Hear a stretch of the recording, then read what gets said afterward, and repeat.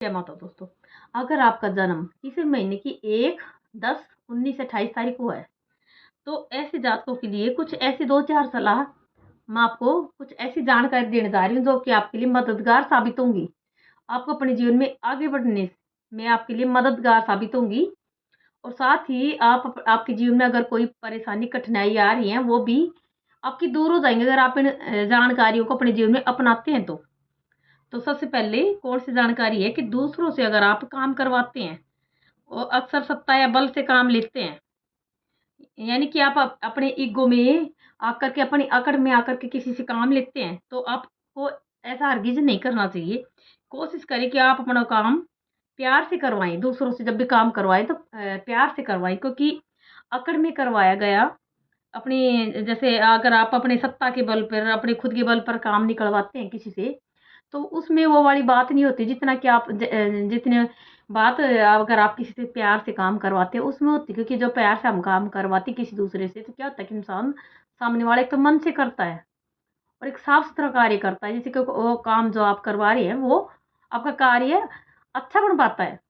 और दूसरी बात अगर आप अपनी सत्ता के बल पर अपने बलबूते पर अगर आप किसी से काम करवा रहे हैं, अपनी अकड़ में आकर के, तो एक तो क्या क्या कि सामने वाला कार्य तो करेगा, लेकिन क्या होगा कि वो बिना मन के करेगा और बिना मन के कार्य तो कोई भी कभी भी करके देख लो आप, कभी भी वो कार्य सफल हो ही नहीं सकता जो कि बिना मन के किया गया हो क्योंकि कोई भी काम हम करते हैं तो बिना मन के किया गया कोई भी कार्य सफल कभी भी नहीं हो सकता। इसलिए किसी से भी कोई कार्य करवाएँ तो प्यार से करवाएँ।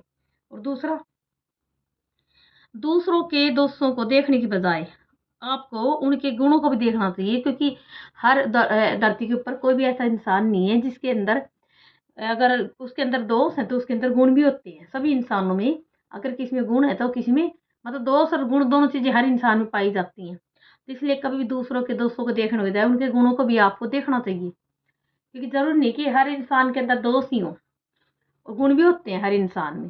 तो अगर आप ऐसा करते हैं तो क्या होता है कि सामने वाले की नज़र में आप भी आपके अंदर जो इज़्ज़त होती है वो किसी और में आपको नहीं मिल पाती। इसलिए कभी भी अ, हमेशा दूसरों के दोस्तों को कभी भी ना देखें और उनके गुणों को भी देखें आप। अ, और तीसरे नंबर की जानकारी, अगर आपको सत्ता प्राप्त करने के लिए छल और बल का प्रयोग नहीं करना चाहिए क्योंकि छल और बल ये बोलते हैं कि आप चाहे कितना ही छल बल का मतलब ये होता है कि देखो ज़बरदस्ती अगर सत्ता प्राप्त करते हैं या फिर छल कपट से अगर आप सत्ता प्राप्त करते हैं तो कभी भी आपके लिए वो ज़्यादा समय के लिए नहीं टिक पाएगी क्योंकि आप चाहे कितना भी जोर लगा लो गलत कार्य गलत ही होता है। अगर आप गलत कार्य या गलत तरीके से कोई भी कार्य करते हैं तो उसका अंत जल्दी होता है, निश्चित होता है। और साथ ही अगर आप सही तरीके से कोई कार्य को करते हैं बिना छल के, बिना बल के, तो कोई जो आपके द्वारा किया गया कार्य यानी कि आप कहीं भी सत्ता को प्राप्त करते हैं तो वो ज़्यादा समय तक टिकी रहती है। आप हमेशा वहाँ पर आ भी रहते हैं ज़्यादा समय तक। और प्राप्त हुई सत्ता का उपयोग अपने व्यक्तिगत लाभ के लिए न करके जनता जनार्दन के लिए भी करना चाहिए। यानी कि अगर आपने सत्ता प्राप्त की है तो उसका उपयोग अपने खुद के लाभ यानी मतलबी ना बने, इतने मतलबी भी ना बने। देखो मैं ये नहीं कहती कि आप दूसरों के लिए कार्य करें, खुद के लिए ना करें। खुद के लिए भी करें, लेकिन इसके साथ-साथ आप खुद के साथ-साथ दूसरों को भी देखें। दूसरों के हिसाब से भी कार्य करें, दूसरों के जो दूसरे के लिए ज़रूरी हो, दूसरों के हित के लिए भी अगर आप कोई कार्य करते हैं, तो उसके लिए उसमें आपको ज़्यादा अच्छे रिज़ल्ट देखने को मिलती हैं। क्योंकि क्या होता है कि मतलबी इंसान होता है, अपने मतलब के लिए कोई कार्य करता है, तो एक दिन क्या होता है कि मतलब के चक्कर में आकर के ऐसा इंसान अकेला पड़ जाता है, उसका कोई साथ कहीं भी नहीं देता।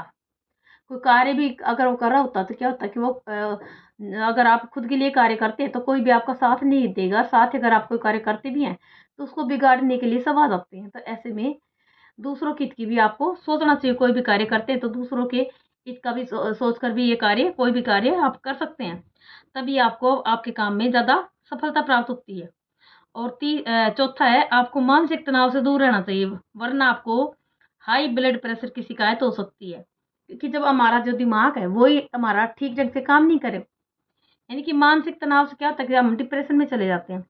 और जब इंसान अगर मानसिक तनाव ज़्यादा लेता है तो डिप्रेशन का शिकार हो जाता है। और हाई ब्लड प्रेशर जो कि हमारे नर्वस सिस्टम के लिए बहुत ज़्यादा घातक होता है। तो अब सोचो कि जब हमारा जो दिमाग है वही ठीक ढंग से काम नहीं कर पाएगा, जो हमारी सोचने समझने शक्ति है वही हमारी ठीक ढंग से काम नहीं कर पाएगी, तो फिर हम अपने जीवन में आगे कैसे बढ़ सकते हैं, क्या कर सकते हैं? कुछ भी नहीं कर सकते। क्योंकि जब तक हमारा दिमाग ठीक रहेगा तभी हम और कार्य तभी कर सकते हैं, जब हम ठीक ढंग से कोई कार्य, जब हमारा दिमाग ठीक रहेगा। इसलिए कभी भी जो मानसिक तनाव है उससे आपको दूरी बनाकर रखनी चाहिए। यानी कि रखें इतना भी, देखो वो तो हर इंसान को टेंशन तो हर इंसान को होती है किसी भी कार्य को करते हैं तो, लेकिन इतनी भी टेंशन नहीं लेनी चाहिए कि आपको किसी बीमारी का सामना करना पड़े। और 5वें नंबर का, कभी-कभी आप शान और शौकत दिखाने के लिए ज़रूरत से ज़्यादा पैसा खर्च कर डालते हैं। आपको अपनी इस आदत पर काबू पाना चाहिए। यानी कि दिखाओ कि शान शौकत दिखाओ कि शान शौकत किस काम की, जो कि आपको कर्ज में डुबो दे। क्योंकि अगर आप, वो कहते हैं जितनी चादर होती है इतनी ही इंसान को पाँव फैलाने चाहिए। लेकिन अगर आप हद से ज़्यादा अपनी चादर को ना दे करके अपने पाँव ज़्यादा फैलाएँगे, तो बोलते हैं ना सिर का बोझ पैरों पर ही आता है। तो अगर आप कोई कार्य कर रहे हैं कोई भी, और उसमें अब अगर आप दिखावे का शान शौकत दिखा रहे हैं सबको, वो कार्य कर रहे हैं दिखावे के लिए, तो क्या होगा कि वो जो बोझ होगा, दिखावे का बोझ आपके सिर पे आएगा। फिर बाद में परेशानी आपको ही होगी, किसी दूसरे को नहीं होगी। क्योंकि अगर हम किसी कार्य को करने के लिए अगर हम कर्ज लेते हैं, तो कोई वो कर्ज हम खुद ही उतारते हैं, कोई दूसरा थोड़ी ना उतारता है। इसलिए कोई भी कार्य ऐसा ना करें कि दिखावे की शान शौकत से हमें जिससे कि हमें बाद में हमें दबाव महसूस हो, हमें खुद को परेशानी झेलनी पड़े।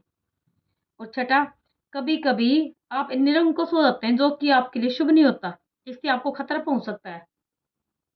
यानी कि किसी के बस में नहीं आते आप, खुद के मन की ज़्यादा करते हैं, तो ऐसा भी आपको नहीं करना चाहिए। दूसरों की भी आपको बात सुननी चाहिए, दूसरों की बातों को भी समझना चाहिए।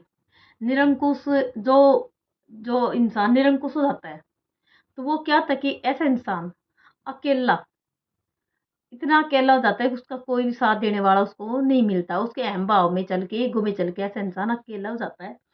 तो कभी भी इंसान को इतना निरंकुश भी नहीं होना चाहिए, क्योंकि ये कभी भी शुभ नहीं होता। दूसरों की सलाह लेना, दूसरों की बातें मान करके अब अगर आप कोई कार्य करते हैं, तो वो आपके लिए अच्छा साबित होता है। और 8वें नंबर का, आपको ज़रूरत से ज़्यादा किसी पर विश्वास नहीं करना चाहिए। यानी कि आप, क्या होता है कि एक तरफ तो आप निरंकुश होते जा रहे हैं और दूसरी तरफ क्या होता है कि आप सभी पे आँख बंद करके विश्वास करते हैं। ये भी आपके लिए बहुत ज़्यादा गलत होता है, क्योंकि आजकल बोलते हैं कि आस्तीन में साँप पड़ते हैं। तो ऐसा भी नहीं कि जैसे चाहे घर परिवार हो, चाहे समाज हो, कहीं भी हो, ऐसा कोई भी इंसान धरती पे नहीं जो कि आपका किसी भी इंसान के लिए जो कि आपके लिए सब कोई आपका भला सोचते हो। ऐसा भी कोई नहीं है। तो विश्वास में आकर के अपने-अपने, वो बोलते हैं आजकल अपने होते हैं जो कि अपनों की जड़ों को खोदते हैं, अपनों को गिराते हैं।